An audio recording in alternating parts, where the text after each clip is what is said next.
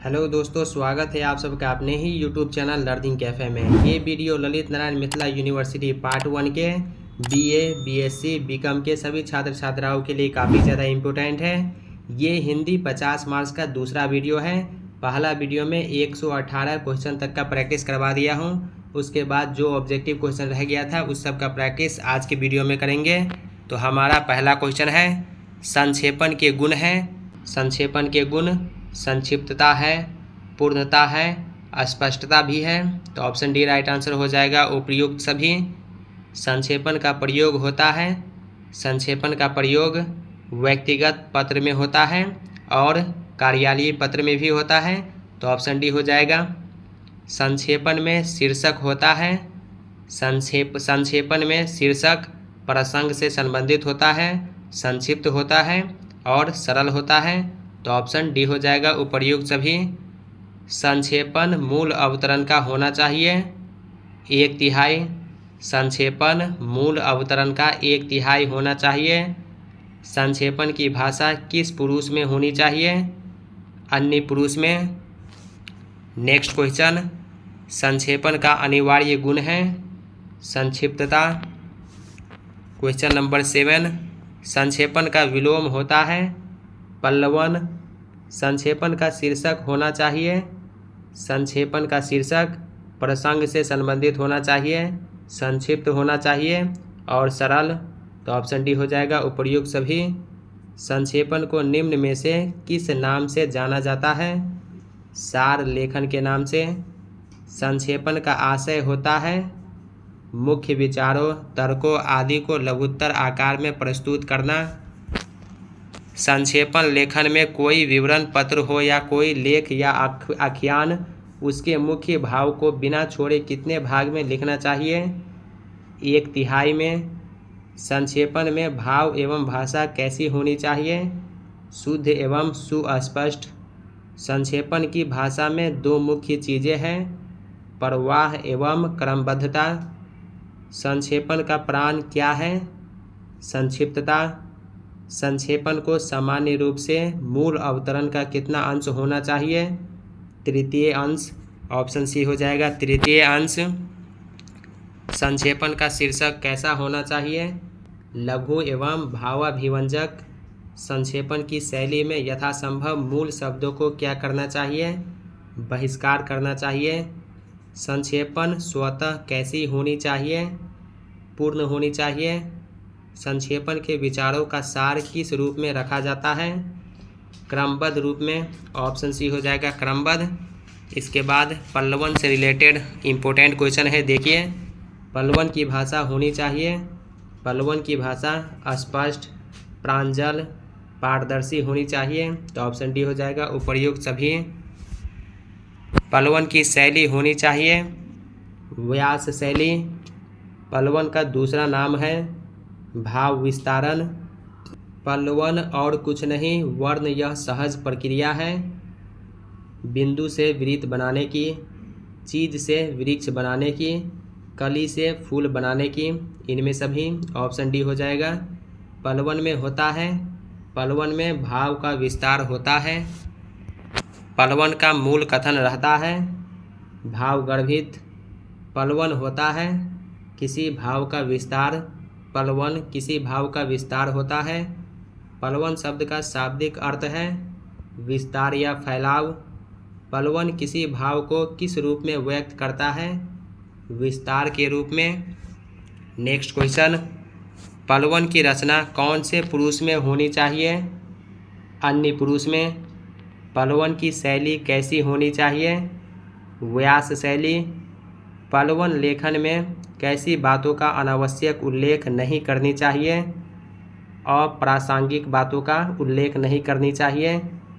मूल विचार अथवा भाव के नीचे दबे अन्य सहायक विचारों को समझने की निम्न में से किसके अंतर्गत आती है? पल्लवन के अंतर्गत। पल्लवन और संक्षेपण एक दूसरे से कैसा संबंध रखते हैं? उल्टा। पल्लवन में कैसा गुण होता है? पल्लवन में निबंधात्मक गुण होता है। ऑप्शन बी हो जाएगा, निबंधात्मक। भाव विस्तारण से आशय है पल्लवन का। भाव विस्तारण से पलवन का आशय है। पलवन में किसका होना अति आवश्यक है? स्पष्ट बातों का। पलवन में स्पष्ट बातों का होना आवश्यक है, ऑप्शन बी हो जाएगा। इसके बाद टिप्पण से रिलेटेड इम्पोर्टेंट क्वेश्चन देखिए। टिप्पण की विशेषता है, टिप्पण की विशेषता संक्षिप्तता, सरलता और शिष्ट भाषा है, तो ऑप्शन डी हो जाएगा। उपरोक्त सभी सूत्रात्मक शैली अंतर्निहित नहीं होती है प्रारूपण में, पल्लवन में और टिप्पण में। उपर्युक्त सभी में अंतर्निहित नहीं होती है। विवरणात्मक टिप्पण होता है, आदेशात्मक टिप्पण से दीर्घ। विवरणात्मक टिप्पण का गुण है क्रमबद्धता, ऑप्शन सी हो जाएगा क्रमबद्धता। तत्काल कार्रवाई की जाए किस प्रकार का टिप्पण है? आदेशात्मक। टिप्पण की भाषा होती है, टिप्पण की भाषा सरल, स्पष्ट, तथ्यपूर्ण होती है, तो ऑप्शन डी हो जाएगा। उपरोक्त सभी किसी भी विचाराधीन पत्र के निस्तारण को सुगम और सरल बनाने हेतु जो टिप्पणी लिखी जाती है वह क्या कहलाती है? टिप्पण कहलाती है।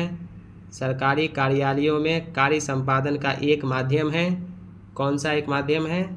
टिप्पण, ऑप्शन डी हो जाएगा टिप्पण।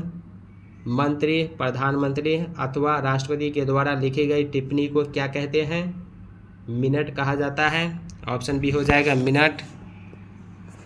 टिप्पणी लेखन में यथासंभव क्या होनी चाहिए? संक्षिप्तता होनी चाहिए।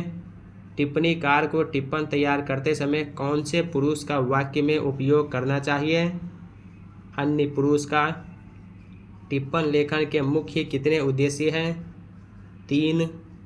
प्रारूपण का पर्याय है मसौदा, प्रारूपण का पर्याय मसौदा होता है। टिप्पण का अंग्रेजी अनुवाद है नोटिंग। टिप्पण की भाषा होनी चाहिए, टिप्पण की भाषा सुस्पष्ट होनी चाहिए। टिप्पणी में कैसे शब्दों का प्रयोग कभी नहीं करना चाहिए? कठिन शब्दों का। टिप्पण लिखने के बाद लिपिक या सहायक को किस ओर हस्ताक्षर करना चाहिए? बाईं ओर, ऑप्शन बी हो जाएगा बाईं ओर। दोस्तों, अगर आप चैनल पर पहली बार है तो सब्सक्राइब करने के साथ साथ नोटिफिकेशन बेल को दबा के ऑल पे क्लिक कीजिए, ताकि जब कभी मैं इस टाइप का वीडियो अपलोड करूं तो सबसे पहले आप तक पहुंचे। और वीडियो को लाइक करके ज़्यादा से ज़्यादा शेयर कीजिए। कार्यालयीय पत्र से रिलेटेड इम्पोर्टेंट क्वेश्चन देखिए। पहला क्वेश्चन है, कार्यालयीय पत्र में सबसे ऊपर रहता है पत्र संख्या। कार्यालयीय पत्र में सबसे ऊपर पत्र संख्या रहता है। परिपत्र में सबसे ऊपर होता है संख्या। कार्यालय आदेश में होता है, कार्यालय आदेश में क्रम संख्या। कार्यालय का नाम, स्थान एवं दिनांक ये सभी होता है, तो ऑप्शन डी हो जाएगा उपरोक्त सभी। राजपत्र में होता है, राजपत्र में इनमें से कोई नहीं होता है। क्वेश्चन नंबर 5, सरकारी पत्र में सबसे ऊपर लिखा जाता है पत्र संख्या। सरकारी पत्र में विषय अंकित होता है। संबोधन से पहले पत्र में पिताजी को संबोधित किया जाता है पूज्यवर से और पूजनीय से, तो ऑप्शन सी हो जाएगा उपरोक्त दोनों से। सरकारी पत्र के स्वनिर्देश में क्या लिखा जाता है? भवदीय। क्वेश्चन नंबर 9, पत्र में गुरु जी को संबोधित किया जाता है आदरणीय से। दर्शनीय स्थल के बारे में छोटे भाई को लिखा जाने वाला पत्र कहलाता है विवरण पत्र, ऑप्शन बी हो जाएगा विवरण पत्र। व्यावसायिक पत्र में प्रेषक का नाम पता कहाँ होता है? सबसे ऊपर। प्रधानाध्यापक को लिखे जाने वाले पत्र में स्वनिर्देश होता है आपका विश्वासी शिष्य, आपका आज्ञाकारी शिष्य, ये दोनों होता है, तो ऑप्शन सी हो जाएगा दोनों। सरकारी पत्र में प्रतिलिपि निम्न को प्रेषित लिखा जाता है सबसे अंत में। सरकारी पत्र में विषय अंकित होता है संबोधन से पहले। पत्र में पिताजी को संबोधित किया जाता है पूज्यवर और पूजनीय से, ऑप्शन सी होगा दोनों से। छात्र द्वारा प्रधानाचार्य को लिखा जाने वाला पत्र कहलाता है आवेदन पत्र। अर्ध सरकारी पत्र के संबंध में कौन सी बातें सत्य हैं? ऑप्शन ए देखिए, यह सरकारी पत्र का एक उपभेद है, तो ये सही है। इसकी शैली आत्मीय होती है, ये भी सही है। ये व्यक्तिगत पहचान के साथ प्रेषित होते हैं, ये भी सही है। तो ऑप्शन डी हो जाएगा। उपर्युक्त सभी बातें सत्य हैं। किसी की मृत्यु पर लिखा जाने वाला पत्र कहलाता है शोक पत्र, ऑप्शन बी हो जाएगा शोक पत्र। इसके बाद अनुवाद से रिलेटेड क्वेश्चन है। वाइस चांसलर का हिंदी अनुवाद होता है कुलपति। विश्वविद्यालय के रजिस्ट्रार का हिंदी अनुवाद होता है कुल सचिव। अनुवाद से सिद्धि होती है, अनुवाद से सिद्धि ज्ञान के प्रसार में होती है, साहित्य के व्यापक अध्ययन में, अन्य संस्कृति के परिचित होने में। तो ऑप्शन डी हो जाएगा इनमें सभी में। अनुवाद की आवश्यक शर्त है, अनुवाद की आवश्यक शर्त दोनों भाषाओं का ज्ञान, अभिव्यक्ति क्षमता, पर्याप्त शब्द भंडार, ये सभी हैं। तो ऑप्शन डी हो जाएगा इनमें सभी। नेक्स्ट क्वेश्चन अनुवाद के प्रकार है। अनुवाद के प्रकार शब्दानुवाद है, भावानुवाद भी है, छायानुवाद है। तो ऑप्शन डी हो जाएगा उपर्युक्त सभी। अनुवाद है, अनुवाद क्या है? तो एक कला है। मेमोरेंडम का हिंदी अनुवाद है ज्ञापन। ज्यूडिशरी का हिंदी अनुवाद है न्यायपालिका। वारंट का हिंदी अनुवाद है अधिपत्र। प्रेसिस राइटिंग को हिंदी में कहा जाता है संक्षेपण। क्वेश्चन नंबर 11 पावर हाउस की परिभाषिक हिंदी है बिजली घर। इंटरिम की परिभाषिक हिंदी है अंतरिम।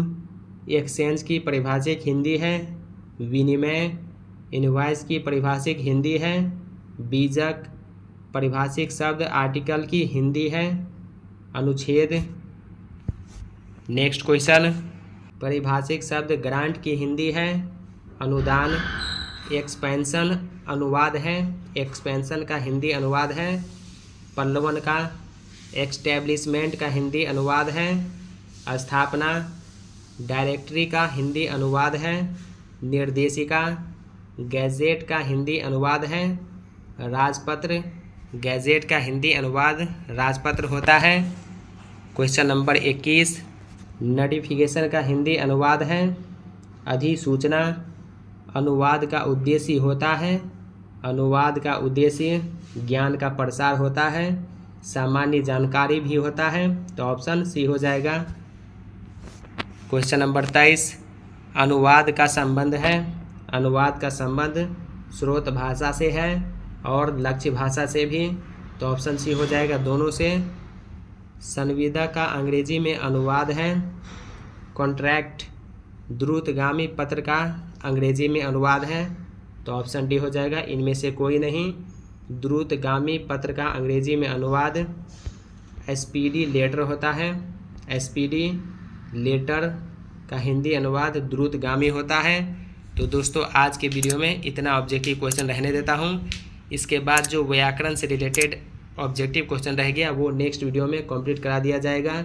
इसलिए आप चैनल को सब्सक्राइब करने के साथ साथ नोटिफिकेशन बेल को दबा के ऑल पे क्लिक कीजिए ताकि जब कभी मैं इसके बाद का जो ऑब्जेक्टिव क्वेश्चन है अपलोड करूँ तो वीडियो सबसे पहले आप तक पहुँचे। तो दोस्तों कैसा लगा ये वीडियो कमेंट करके ज़रूर बताइए। क्या वीडियो आपको अच्छा लगा या लगता है कि ये वीडियो आपके साथ साथ आपके उन फ्रेंड्स को भी हेल्प कर सकता है तो अपने दोस्तों के साथ वीडियो शेयर कीजिए। अगर कोई डाउट है या कोई सवाल है या किसी क्वेश्चन का आंसर बाय मिस्टेक मेरे से गलत हो गया है तो कमेंट करके बताइए। तो चलिए अब मिलते हैं नेक्स्ट वीडियो में। तब तक के लिए टेक केयर, बाय बाय।